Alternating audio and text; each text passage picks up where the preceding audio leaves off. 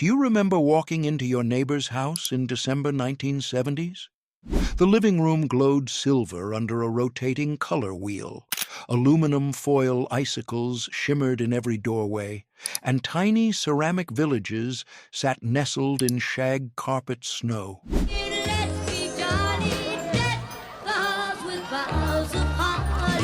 In 1970s, 30 decorating trends turned ordinary homes into places where Christmas felt real, where effort showed, where neighbors knew each other's light schedules, where decorations took weeks to create and fell apart by New Year's. Today, most families plug in pre-lit trees and scroll their phones. These weren't just decorations, they were proof that your family cared enough to try. Number 17 will break your heart. We're documenting all 30 before the last generation who remembers these Decembers dies.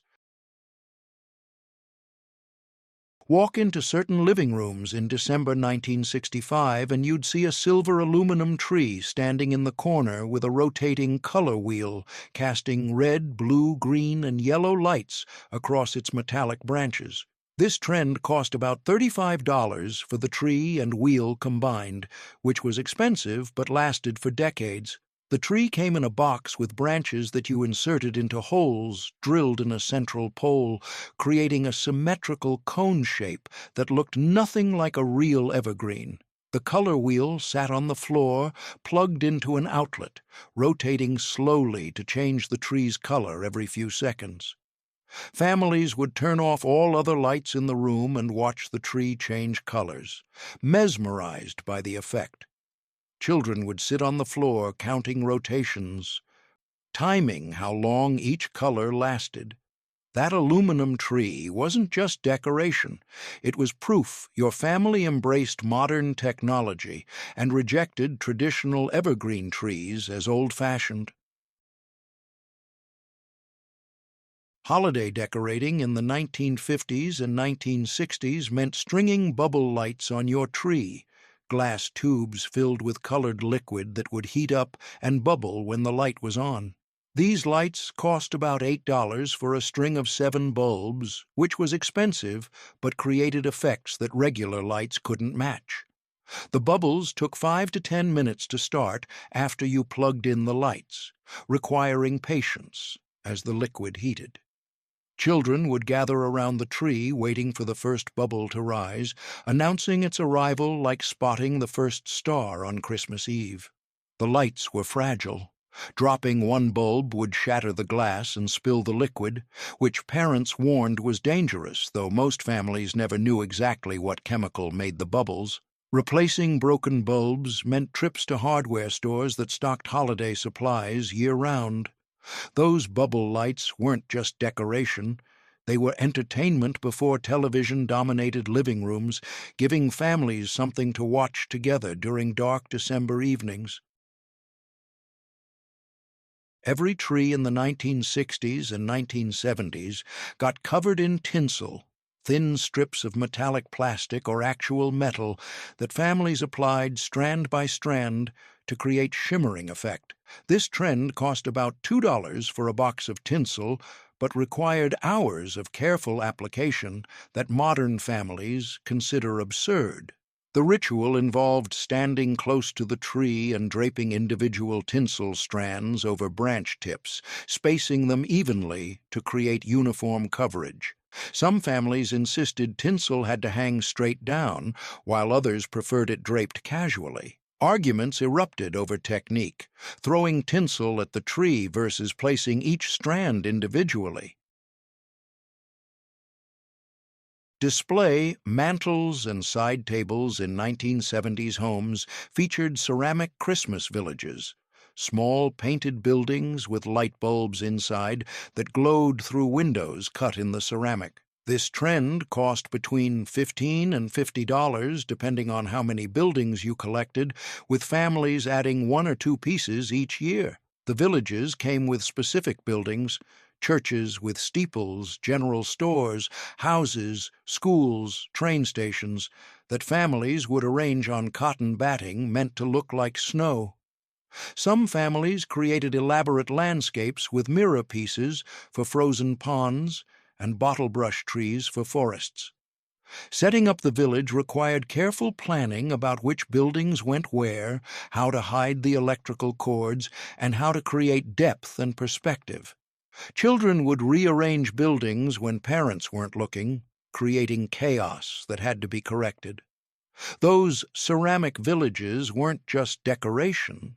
They were miniature worlds that let families imagine simpler times in small towns that might never have existed but felt more real than their suburban subdivisions. Every doorknob in certain homes would be wrapped in colored aluminum foil with ribbon bows attached, transforming functional hardware into decorative elements that announced Christmas had arrived in every room. This trend cost less than $2 for foil and ribbon, but required wrapping dozens of doorknobs throughout the house. The wrapping process involved cutting foil squares large enough to cover each doorknob completely, then wrapping the foil around the knob and twisting it tight at the base. A ribbon bow would be tied around the twisted foil base, securing it and adding color contrast to the metallic foil. 5 trends complete. Aluminum trees glowing under color wheels, bubble lights mesmerizing children for hours, tinsel strands placed one by one, ceramic villages creating fantasy towns, doorknobs wrapped in crinkled foil. These weren't store displays, they were family projects requiring hours of labor that nobody photographs anymore. 25 trends remain. The trend of using shag carpet remnants as Christmas tree skirts peaked between 1968 and 1978, when families would visit carpet stores asking for circular cuts of orange, green, or gold shag to place under their trees.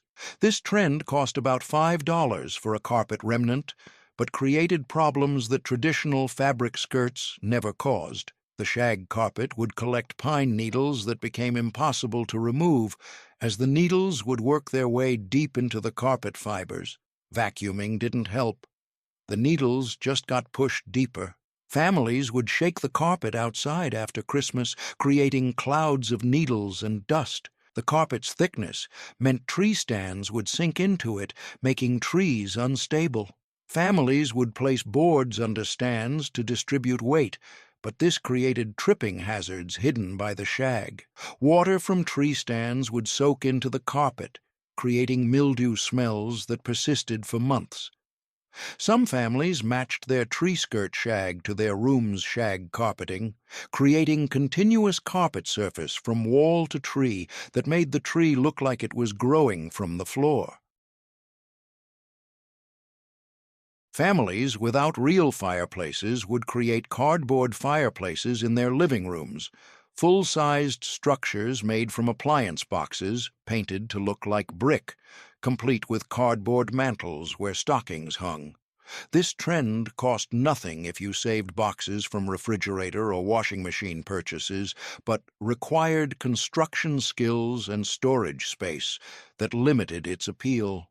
The cardboard fireplace would be assembled in early December and positioned against a wall, usually near the Christmas tree. Families would paint the boxes red and draw black lines to simulate brick mortar, or cover them with brick-pattern contact paper. The mantle was a separate piece of cardboard reinforced with wooden dowels to support the weight of stockings and decorations. Some families would place a lamp with red bulb inside the fireplace to simulate fire glow, or would crumple red and orange tissue paper to create fake flames. The more ambitious would cut out a fireplace opening and hang a black curtain behind it to create depth. Children believed in these cardboard fireplaces completely, worrying about how Santa would enter through fake chimneys and asking parents to leave the fireplace opening clear on Christmas Eve. Parents would play along, sometimes placing soot marks on the cardboard to prove Santa had visited. The cardboard fireplace trend peaked in apartment buildings and newer suburban homes built without fireplaces, where families wanted to recreate traditional Christmas imagery they'd seen on television. The trend declined as families decided the storage space required for collapsed cardboard wasn't worth the effort of annual assembly. Every surface in 1970s homes during December would be covered with plastic poinsettias, red plastic flowers with green plastic leaves that families bought at grocery stores for 99 cents each. This trend was cheap and required no maintenance, which explained its popularity despite the flowers looking obviously fake. Families would place plastic poinsettias on mantels, side tables, kitchen counters, bathroom sinks, bedroom dressers, and dining room tables, creating red and green color scheme throughout the house. Some families would group 3 or 5 poinsettias together for impact, while others spread them individually across every room. The plastic flowers collected dust throughout December, requiring weekly wiping with damp cloths. The leaves would break off if handled roughly, and the flowers would fade after years of use, turning from bright red to dull pink. Families would store them in boxes each January, crushing them despite attempts at careful packing. The trend reflected the 1970s embrace of plastic as modern material that improved on nature. Plastic flowers never wilted, never needed water, never dropped leaves, and lasted for years. That these advantages came at the cost of beauty and authenticity didn't seem to matter to families who valued convenience over aesthetics. The plastic poinsettia trend declined in the 1990s when artificial flowers improved in quality, and families decided that obviously fake flowers were worse than no flowers at all, though some families still pull out their plastic poinsettias each December, now kept for nostalgia rather than because they look good. The trend of placing electric candles in every window facing the street required families to buy matching candles and coordinate their placement for symmetrical effect. This trend cost about $3 per candle, and homes with many street-facing windows could spend $30 to $50 achieving the look. The candles were plastic tubes with small bulbs inside, designed to look like traditional wax candles in windows. They came with suction cups or clip bases that attached to windowsills. The key was making sure every window had a candle at the same height, creating uniform appearance from the street. Families would measure windowsill heights and mark placement spots with tape before installing candles. The goal was perfect symmetry. If the living room had 2 windows, both needed candles at identical heights. If the second floor had 4 windows, all 4 needed matching placement. The trend required leaving candles on all night, which concerned parents worried about fire hazards and electricity costs. Some families would turn candles off at bedtime, while others left them burning until morning, creating houses that glowed throughout the night. The window candle trend peaked in neighborhoods where families competed for best decorated house, with some streets achieving nearly complete participation where every house had candles in every window, creating corridor of light that made the entire street feel festive. December meant covering windows with spray snow, aerosol cans of white foam that created frost effects and allowed families to draw holiday scenes on glass. This trend cost about $2 per can, but created cleanup problems that modern families avoid by skipping the trend entirely. The spray snow came in pressurized cans that you'd shake vigorously before spraying. Families would create frost effects by spraying light coats across entire windows, or would use stencils to create shapes like snowflakes, trees, and Santa silhouettes. Some families would write "Merry Christmas" backwards on interior windows so it read correctly from outside. Children would beg to spray the windows, creating uneven coverage and drips that dried into permanent streaks. The snow would yellow over weeks of exposure to sunlight, turning from white to cream to light brown by New Year's. Removing the spray snow in January required scraping with razor blades and washing with vinegar solutions, taking hours of work for windows that could have stayed clear. The snow would leave residue in window corners that persisted for months, announcing to visitors that your family had used spray snow. That spray snow trend wasn't just decoration. It was temporary transformation of your home's appearance that announced to the neighborhood that your family celebrated Christmas enthusiastically enough to accept the cleanup consequences. 10. Decorating trends documented. Shag carpet skirts, trapping pine needles, cardboard fireplaces fooling children, plastic poinsettias covering every surface, window candles demanding perfect symmetry, spray snow yellowing on glass. These weren't convenience choices. They were commitments to maintaining appearances despite mess, damage, and constant upkeep. 20 more trends expose the full transformation. The rotating musical tree stand trend peaked in the 1960s when families would place their Christmas trees on motorized platforms that slowly spun while playing tinny versions of carols through built-in music boxes. This trend cost between $15 and $30 for the stand, which was expensive but created effects that stationary trees couldn't match. The stand was a circular platform about 18 inches in diameter with a motor underneath that connected to a music box mechanism. You'd place your tree in a regular stand, then place that stand on the rotating platform. When plugged in, the motor would turn the platform at about 1 rotation per minute, while the music box played 8 to 12 songs on continuous loop. The stand required careful weight distribution. If the tree leaned too far in any direction, the motor would strain and eventually burn out. Families would adjust branch positions and ornament placement to balance the tree perfectly, spending hours achieving the right weight distribution. The music was tinny and repetitive, playing the same songs over and over for hours. After a few days, the constant carols would drive family members crazy, but turning off the stand meant the tree stopped rotating, which defeated the purpose of buying the expensive stand. The rotating stand trend created specific decorating challenges. You couldn't place the tree in a corner because it needed clearance to rotate, and you had to decorate all sides equally since every angle would be visible. This meant more ornaments and more time spent decorating than stationary trees required. The stands would break frequently, motors would burn out, music boxes would jam, gears would strip. Repair was impossible, so families would either continue using the stand without music or without rotation, or would abandon it entirely and return to stationary stands.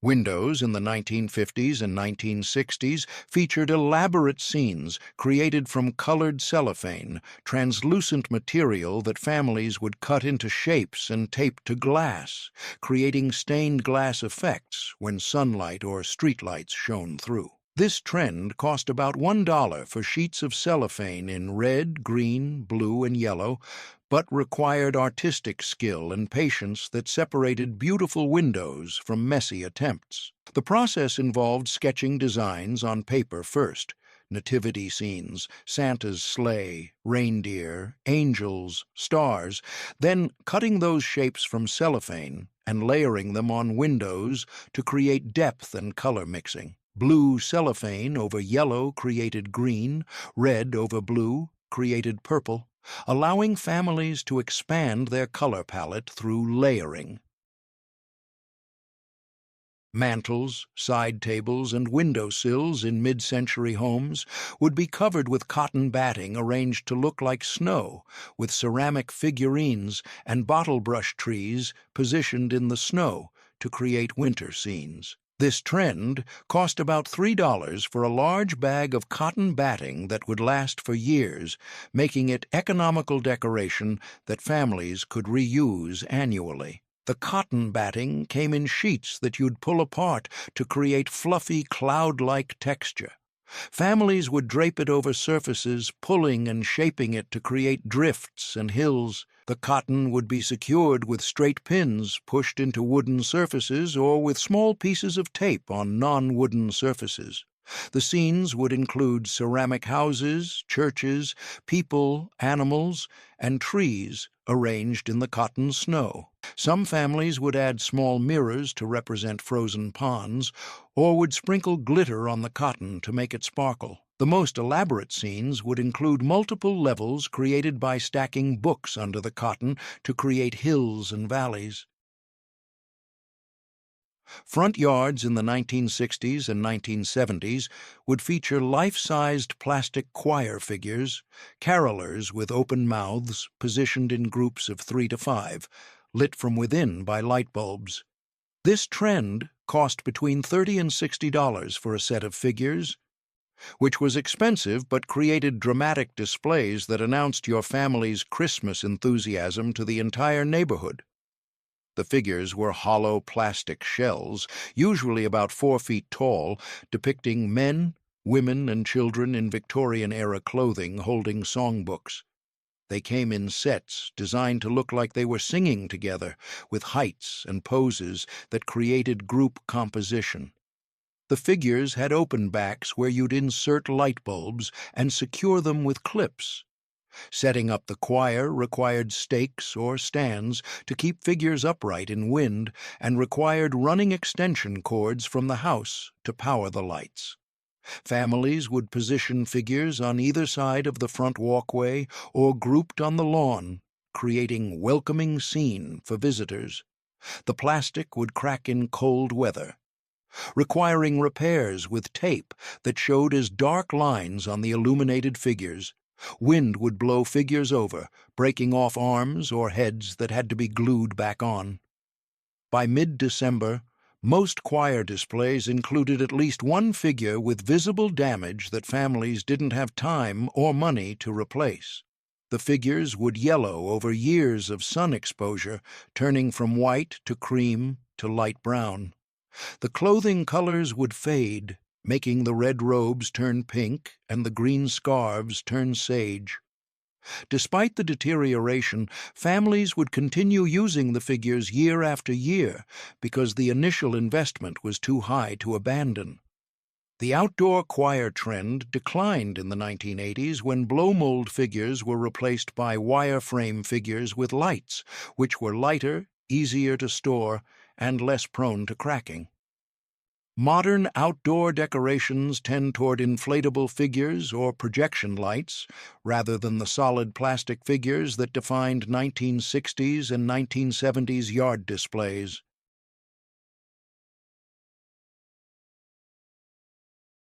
The tradition of creating paper chain garlands from construction paper strips cut and glued into interlocking loops turned into family competitions about who could create the longest chain, with some families measuring final lengths that exceeded 100 feet.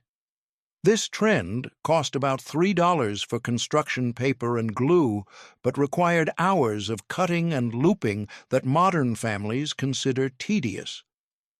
The process involved cutting construction paper into strips about 1 inch wide and 6 inches long, then forming each strip into a loop and gluing the ends together.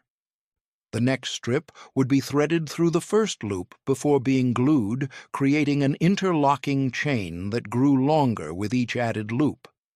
Families would work together at kitchen tables, with each person creating their own chain section that would later be connected to others. Children would compete to see who could make the longest chain, counting loops and measuring length. The finished chains would be draped across living rooms, wrapped around staircases, or hung from ceiling to ceiling. The paper would tear easily, breaking chains that had to be repaired with tape. The chains would sag over time as glue joints weakened. By the end of December, most chains showed gaps and repairs that families accepted as normal wear. Those paper chain contests weren't just about decoration, they were about family competition that created memories through shared labor, where the process of making chains together mattered more than the finished product. The tradition of stringing popcorn and cranberries into garlands for the Christmas tree required families to spend entire evenings threading kernels and berries onto thread using needles. creating decorations that would dry out and eventually rot, but that represented handmade effort that store-bought garlands couldn't match. This trend cost about $2 for popcorn, cranberries, and thread, making it economical but time-consuming decoration that modern families consider absurd, given that plastic garlands cost $3 and last forever. The process required popping plain popcorn without butter or salt, letting it cool completely, then threading a needle with strong thread or dental floss. You'd alternate between popcorn kernels and cranberries, pushing the needle through the center of each piece and sliding it down the thread. The goal was creating garland at least 6 feet long, which required threading hundreds of pieces. The work would take 2 to 4 hours for a family working together, with everyone sitting around the table threading their own sections that would later be tied together. Fingers would get sore from pushing needles, and cranberry juice would stain hands pink. Kernels would break, requiring removal and replacement. Thread would tangle, requiring patient unknotting. The finished garland would be draped on the tree in spirals from top to bottom, creating natural, handmade look that contrasted with the perfection of store-bought decorations. The popcorn would dry out over weeks, becoming hard and eventually starting to smell stale. The cranberries would shrivel and darken, losing their bright red color. By the end of December, the garland would look sad and dried out, but families would keep it on the tree because of the hours invested in creating it. Some families would try to save the garland for next year, storing it carefully in boxes, only to discover in the following December that it had molded or been eaten by insects, requiring them to make new garland and start the process over. The popcorn and cranberry garland trend declined as families decided that the time investment wasn't worth the temporary decoration, especially when plastic garlands looked better and lasted indefinitely. The trend persisted longer in families who valued the process of making the garland together more than the finished product, who saw the evening of stringing popcorn as family bonding time rather than as chore. The trend of coordinating outdoor Christmas lights with your neighbors required days of planning through phone calls and in-person meetings, with families agreeing on color schemes, light patterns, and on-off times to create unified neighborhood displays. This trend cost whatever individual families spent on lights, but the real cost was the social coordination required to achieve agreement among neighbors who might not otherwise interact. The coordination would begin in early November when one family would propose a theme: all white lights, or alternating red and green houses, or every house doing roof lines only. The proposal would spread through the neighborhood via phone calls and doorstep conversations, with families either agreeing to participate or declining. Participating families would shop for lights together, ensuring they bought matching colors and bulb sizes. They'd coordinate installation dates so the entire neighborhood would be decorated within the same week. Most importantly, they'd agree on when lights would be turned on and off each evening, typically 6 p.m. to 11 p.m. on weeknights, 6 p.m. to midnight on weekends. The coordinated displays created spectacular effects. Entire streets where every house had matching white lights on roof lines, or blocks where houses alternated between all red and all green displays. The coordination announced to outsiders that this neighborhood was organized and unified, that families here worked together toward common goals.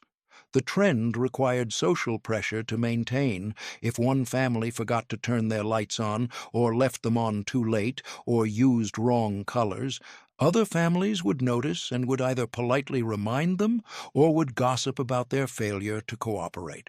This pressure kept most families in line, but created resentment among those who felt bullied into participation. The coordinated neighborhood light trend declined as families became more isolated and as individualism replaced community cooperation. By the 1990s, most neighborhoods had abandoned coordination in favor of each family decorating however they wanted, creating chaotic displays where every house competed for attention rather than contributing to unified whole. The trend of flocking your own Christmas tree at home using spray cans of artificial snow peaked in the 1960s and 1970s when families wanted white Christmas trees but couldn't afford professionally flocked trees from lots. This trend cost about $8 for enough spray cans to cover a 6-foot tree, but created mess and health hazards that eventually killed the trend. The flocking spray came in aerosol cans that you'd shake and spray onto tree branches, building up layers of white coating that looked like snow. The process required protecting floors and furniture with drop cloths or newspapers, as the spray would drift and settle on everything nearby. Families would usually flock trees in garages or on covered porches to contain the mess. The application required even coverage. Too little spray and the tree looked patchy. Too much and the branches would droop under the weight. You'd spray in thin coats, letting each coat dry before applying the next, building up to desired thickness over several hours. The spray had strong chemical smell that would linger for days. The flocked coating would shed throughout December, dropping white flakes on presents and floors. The coating would yellow slightly over weeks, especially near heat sources like lights. When January came, the flocked tree was harder to dispose of than regular trees. The coating would come off in chunks during removal, creating mess that regular pine needles didn't create. The health concerns about inhaling flocking spray eventually killed the trend, as warnings appeared on cans about using only in well-ventilated areas and avoiding breathing the spray. Families decided that professional flocking or artificial pre-flocked trees were safer alternatives, ending the era of home flocking. Trend of using numbered magnets to count down days until Christmas required families to create or buy 25 magnets numbered 1 through 25. Then move one magnet each day from a Days Remaining section to a Days Completed section on the refrigerator door. This trend cost about $5 for magnets or materials to make them, creating interactive countdown that children could physically manipulate. The magnet system would be set up on December the 1st, with all 25 numbered magnets clustered on one side of the refrigerator. The trend of creating nativity scenes from matchsticks, tiny structures built by gluing thousands of matchsticks together to form stable manger and figures, required hundreds of hours of work and represented ultimate expression of handmade holiday decoration. This trend cost about $5 for matchsticks and glue, but required skill, patience, and time investment that only the most dedicated crafters would attempt.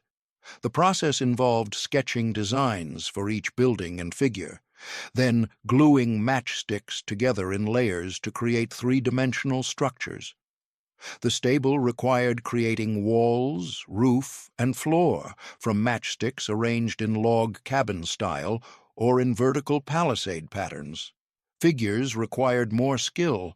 Creating rounded shapes from straight matchsticks meant cutting and angling pieces carefully. The work would take months, with crafters starting in summer or fall to finish by December. They'd work at kitchen tables for hours each evening, building pieces that would be assembled into complete scene. The matchsticks would be stained different colors to create variation: dark brown for the stable, lighter browns for figures, natural wood color for the manger. The finished scenes were fragile. Any bump would knock over figures or collapse buildings. Families would display them on mantels or side tables in low-traffic areas, warning children not to touch. Despite precautions, pieces would break each year, requiring repairs before the next December's display. The matchstick nativity trend represented peak of 1960s and 1970s craft culture, when making things by hand was valued hobby rather than economic necessity.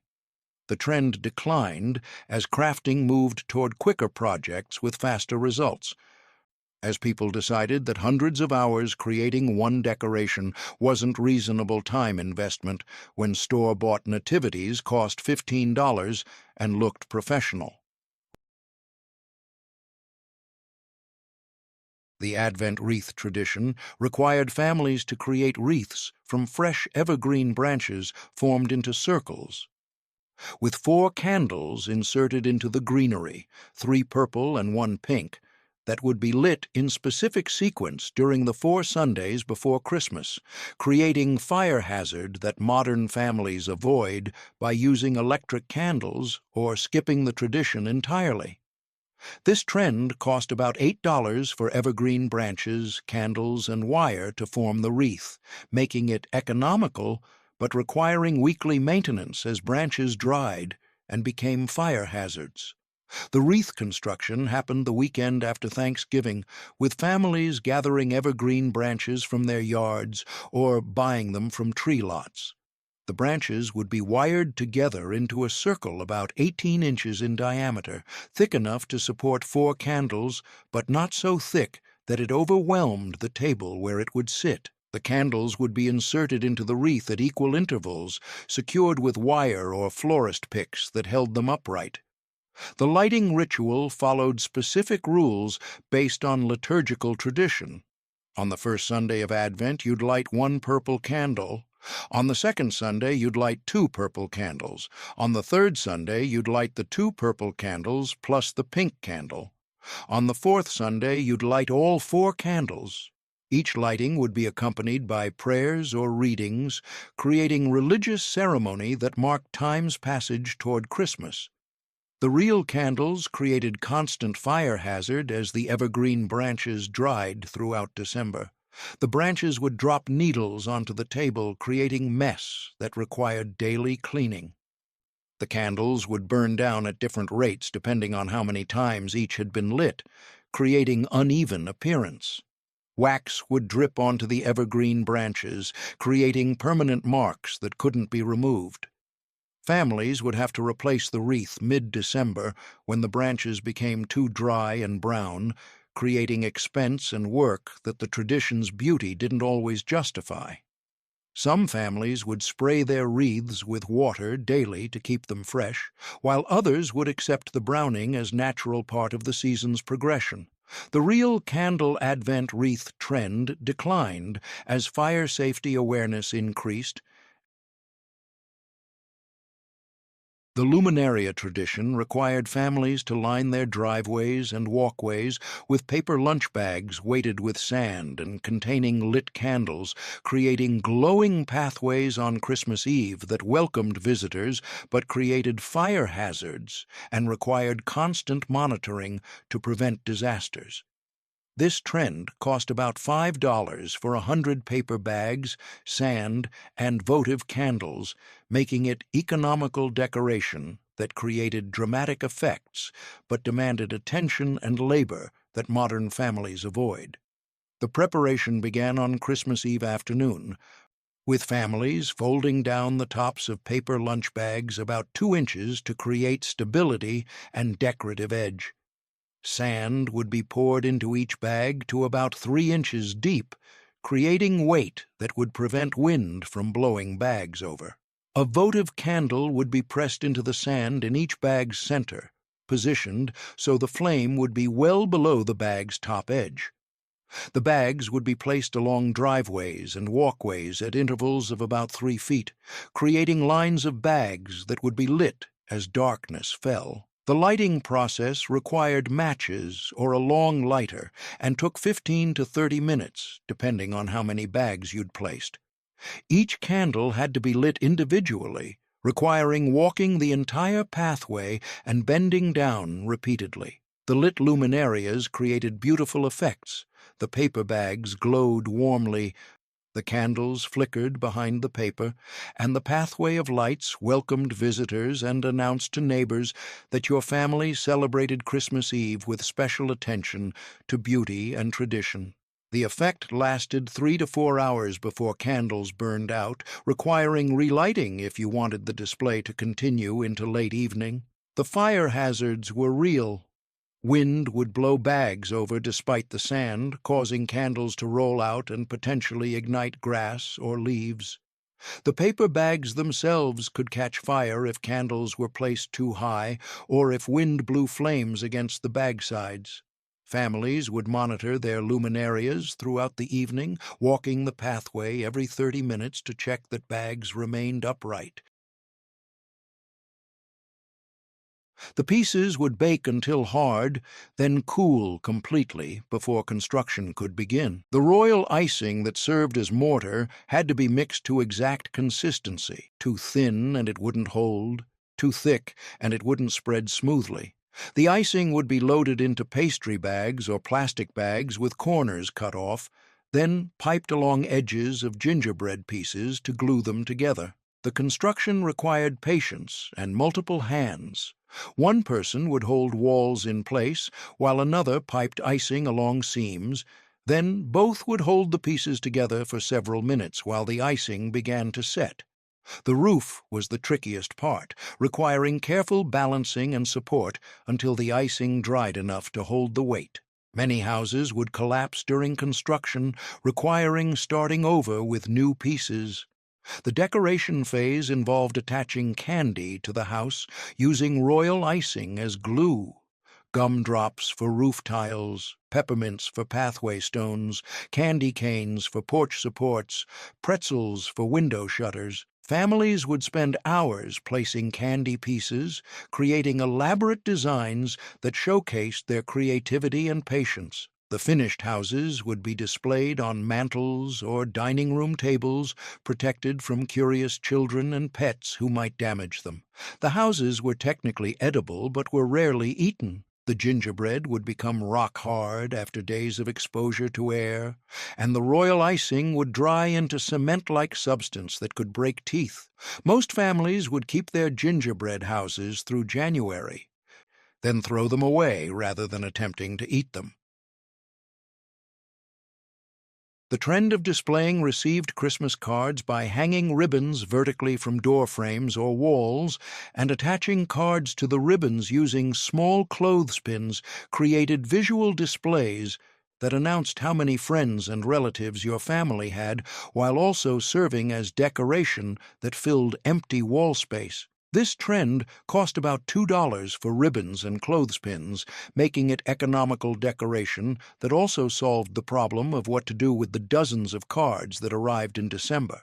The display system would be installed in early December, with families hanging 3 to 5 ribbons from door frame tops or from nails in walls, spacing them about 12 inches apart. The ribbons would hang floor length, creating vertical spaces where cards could be attached. As cards arrived in the mail, they'd be opened and immediately clipped to the ribbons using small wooden or plastic clothespins. The display would grow throughout December as more cards arrived, creating increasingly full ribbons that documented your family's social network. The cards would be arranged in various ways, some families organized by sender's last name, others by date received, others randomly.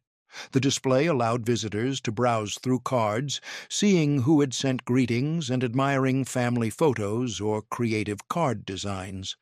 The card display served social purposes beyond decoration.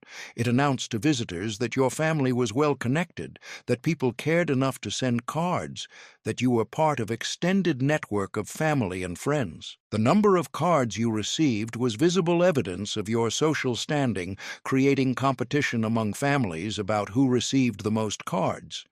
The display also created obligation. If you received a card from someone you hadn't sent a card to, you'd feel pressure to quickly mail them a card in return, leading to frantic late December card sending to people you'd forgotten. The visible display meant you couldn't pretend you hadn't received cards from people you didn't like. Their cards would hang on your wall throughout December, announcing the relationship to everyone who visited. The trend of installing life-sized outdoor nativity scenes in front yards required families to purchase or build full-scale figures of Mary, Joseph, baby Jesus, shepherds, wise men, and animals. Then anchor them securely to prevent wind damage and theft, creating religious displays that announced faith publicly but also created maintenance and storage challenges. This trend cost between $50 and $200 for complete sets of figures, which was significant investment that families would use for decades, despite deterioration and damage. The figures came in several materials: plywood cutouts, painted in bright colors, blow-mold plastic figures lit from within, or carved wood figures that were expensive but durable.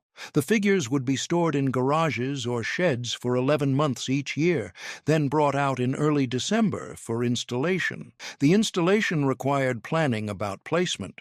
Figures had to be arranged to tell the nativity story coherently, with Mary and Joseph positioned near the manger, shepherds approaching from one side, wise men from another, and animals scattered throughout. The arrangement had to be visible from the street, but also had to fit within the yard space available. Anchoring the figures was critical. Plywood figures needed stakes driven through their bases into the ground. Blow-mold figures needed to be weighted with sand or water to prevent wind from blowing them over. And wooden figures needed to be secured to prevent theft. Despite precautions, figures would blow over in strong winds, requiring families to go outside during storms to rescue fallen figures and repair damage. The figures would deteriorate over years of outdoor exposure. Paint would fade and chip, plastic would crack, wood would rot. Families would perform annual repairs, repainting faded areas and gluing broken pieces, extending the figure's life but never fully restoring their original appearance. By the time figures were 10 years old, they'd show obvious wear that some families found acceptable, while others found embarrassing. 25 decorating trends documented completely. Advent wreaths catching fire, luminarias requiring constant monitoring, gingerbread houses collapsing mid-construction, Christmas card ribbons announcing social status, outdoor nativities weathering and fading. These weren't optional activities, they were social requirements that families performed despite danger, expense, and exhausting maintenance schedules. 5 final trends expose the most elaborate home transformations. The trend of creating detailed Christmas dioramas in front window boxes, miniature scenes built in the space between window glass and storm windows, required families to disassemble their storm windows, build elaborate scenes inside the window cavity, then reinstall the storm windows to protect the displays from weather while making them visible from the street. This trend cost between $5 and $20 for materials, but required construction skills, artistic vision, and willingness to sacrifice window insulation for decoration that only lasted 1 month. The diorama construction began with removing storm windows in late November, creating opening to the space between regular windows and where storm windows normally sat. This space was typically 4 to 6 inches deep and the full size of the window, creating display box that was visible from both inside and outside the house. Families would build scenes inside this space using cardboard, cotton batting for snow, small figurines, bottle brush trees, and miniature buildings. Popular scenes included Santa's workshop with elves making toys, nativity scenes with elaborate backgrounds, winter villages with multiple buildings and people, or forest scenes with animals and hunters. The scenes required careful planning about depth and scale. Everything had to fit within the shallow space and had to be visible from the street. Lighting was critical, requiring small bulbs hidden within the scene to illuminate it at night. The wiring had to pass through the window frame without preventing the storm window from being reinstalled. Once the scene was complete, the storm window would be carefully reinstalled over it, protecting the display from weather while making it visible through the glass. The storm window's presence meant you couldn't adjust or repair the scene without removing the storm window again, so everything had to be perfect before sealing it in.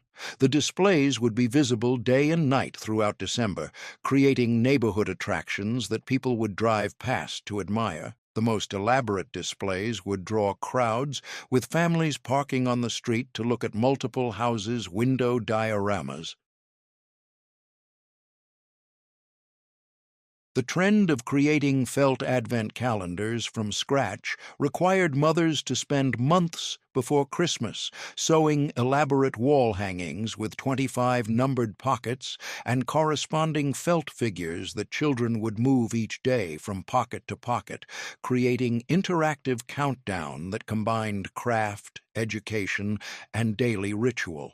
This trend cost about $15 for felt, thread, and materials, but required sewing skills and time investment that made each calendar unique, family heirloom passed down through generations. The calendar construction began in summer or fall, with mothers designing the layout, usually a Christmas tree shape, a house with windows, or a simple grid of pockets. The background would be cut from large felt sheet. Then pockets would be sewn on in numbered sequence from 1 to 25. Each pocket had to be large enough to hold a felt figure, but small enough to maintain the overall design's proportions. The trend of creating floor-to-ceiling collages from Christmas-themed magazine pages, greeting cards, wrapping paper scraps, and catalog images required families to spend weeks in November cutting out images and then spend entire days in early December gluing them to walls in overlapping layers that transformed rooms into immersive Christmas environments. This trend cost nothing if you used materials already in the house, but required artistic vision, patience, and willingness to damage walls with glue and tape that would leave marks requiring repainting in January. The collection phase began in November, with families saving every Christmas-themed magazine, catalog, and piece of junk mail that arrived. Children would cut out images, Santa faces, Christmas trees, ornaments, snow scenes, reindeer, presents, creating piles of cutouts organized by theme or color. Old Christmas cards would be cut up, wrapping paper scraps would be included, even Christmas-themed advertisements would be saved and cut. The application phase required covering furniture with drop cloths, then beginning at one corner of a wall and working outward, gluing cutouts in overlapping layers that covered the wall completely. The goal was creating dense, visually overwhelming display where every inch of wall was covered with Christmas imagery. Some families would create organized patterns, all Santa images in one section, all trees in another. Others would create random collages where images overlapped chaotically. The most ambitious families would cover entire rooms, including doors and windows, creating total immersion environments. The collages would be secured with various adhesives: paste for paper cutouts, tape for heavier cardstock, thumbtacks for the most stubborn pieces. The adhesives would damage paint and wallpaper, leaving marks that would be visible after the collages were removed in January. Families accepted this damage as cost of the tradition, planning to repaint walls every few years. The collages would start to peel and fall throughout December as adhesives failed, requiring daily repairs and re-gluing. The rooms would smell like paste and paper. The visual effect was overwhelming. Visitors would be stunned by the complete coverage, unsure whether to be impressed or concerned about the family's mental state. The magazine cutout collage trend was most popular among families with limited budgets who couldn't afford expensive decorations but had time and creativity to create elaborate displays from free materials. The trend declined as magazines became less common in homes, as families became more concerned about wall damage, and as the aesthetic shifted away from maximalist displays toward minimalist decoration. The trend of creating outdoor light displays synchronized to Christmas music required families to wire their lights to multiple switches, then manually flip switches in rhythm with music playing from outdoor speakers, creating choreographed light shows that neighborhood crowds would gather to watch. This trend cost between $50 and $200 for lights, switches, and sound equipment. But the real investment was the hours of rehearsal required to perfect the timing. The system required extensive electrical work, running separate circuits to different sections of lights so each section could be controlled independently. A control board would be set up inside a window or garage where the operator could see the lights while flipping switches. The board might have 8 to 15 switches, each controlling a different section or color of lights. The operator would practice for weeks, learning which switches to flip when during each song. The goal was matching light changes to music's rhythm and melody. Lights would flash on downbeats. Different sections would light in sequence during verses. All lights would flash rapidly during crescendos. The operator would create choreography that told stories through light patterns. The trend of transforming entire rooms, usually basements or spare bedrooms, into Santa's workshops required families to remove all regular furniture and fill the space with workbenches, toy-making equipment, fake snow, workshop props, and detailed theming that created immersive environments where children could visit Santa's workshop without traveling to the North Pole.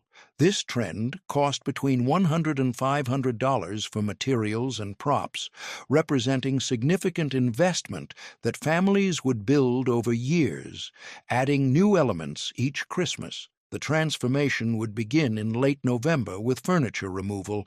Everything that normally occupied the room would be moved to storage or other rooms, creating blank space for workshop construction. The walls would be decorated with murals or large posters showing snow-covered buildings, reindeer, and elves. The floor would be covered with white sheets or cotton batting to simulate snow. The workshop equipment would be assembled, workbenches made from sawhorses and plywood, covered with toy-making supplies like wooden blocks, paint sets, stuffed animal parts, and doll components. Tool racks would be mounted on walls, holding hammers, saws, and other tools that would never be used but created authentic workshop atmosphere. A desk would be set up for Santa, complete with large book listing children's names and whether they'd been naughty or nice. The theming would extend to every detail. Mail bags full of letters to Santa, wrapped presents stacked in corners, a coat rack with Santa's spare coats, boots by the door, cookies and milk on the desk, showing Santa had recently been there. Some families would add sound effects, workshop noises, jingling bells, Christmas music playing softly, and would adjust lighting to create warm, cozy atmosphere. The workshop would open for visiting after Thanksgiving, with families inviting relatives and friends to bring their children to see Santa's workshop. Some families would have a family member dress as an elf to guide tours, explaining how toys were made and answering children's questions. The most elaborate workshops would have interactive elements. Children could hammer nails into pre-drilled boards, could paint wooden ornaments, could write letters to Santa and place them in the mailbag. The workshops would remain open through Christmas Eve, then would be dismantled on December 26th, with all furniture returned and props stored for next year. The annual cycle of transformation and restoration became family tradition that children anticipated as much as Christmas itself. Tell me in the comments which decorating trend your family followed, or which one your neighborhood was known for. Because these 30 trends weren't universal. They were specific to regions, economic classes, and family values. And I know I've missed hundreds of variations that deserve documentation before the last generation that remembers them dies. We lost regional identity that was performed annually through decoration. These decorating trends weren't just personal choices, they were how regions announced their distinctiveness, how neighborhoods performed their values, how families showed who they were. The Luminaria tradition was southwestern before it spread nationwide. The window box dioramas were northeastern, where double windows were common. The coordinated neighborhood lights were suburban middle-class phenomena that wouldn't have worked in rural areas or urban apartments. When these trends disappeared, regions became more similar. Neighborhoods lost their distinctive decorating styles, and the visual landscape of December became generic, with the same big-box store decorations appearing in Ohio and Oregon, in Maine and Texas, eliminating the regional variation that once made traveling during Christmas visually interesting as you'd see different decorating traditions in different places.